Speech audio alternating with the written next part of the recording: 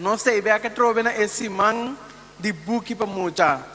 Simão que sempre está cheio de alegria, cheio de gozo, escritor não, lesador não, mas aqui nós simão de buki de muita, está aí para nós também começo de algo hope great. Para basta tempo nós vimos como biblioteca pública de Bonaire desenvolvendo a biblioteca para criar mais facilidade, para criar mais atividade.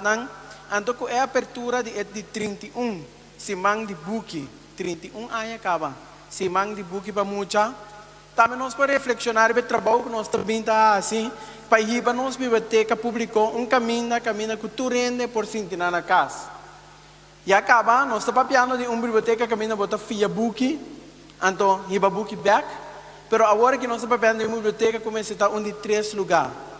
De 3 lugares, caminho que é maior, e espécie de trabalho, banda de sua casa, tem lugar também que é possível desenvolver o mês.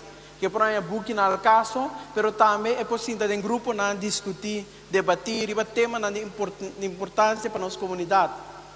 Para jovem e muito não, que banda de casa, escola, não tem lugar também safe, seguro, caminho que não porta Buki, caminho que não porta na mesa, lesa Buki não gosta, hari com um amigo não, compartilhar na internet, coisa sano e produtivo para o crescimento.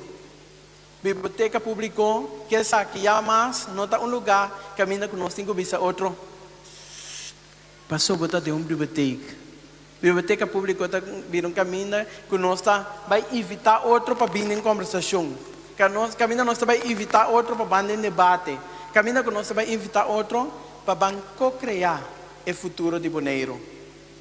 A palavra aqui me quer dizer a importância de cada sentar aqui dentro.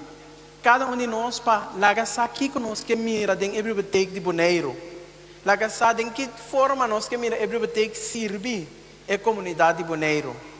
Talvez aí, com a abertura de esse man de book de muita aqui me quer evitar você cada passa a ter vista na biblioteca.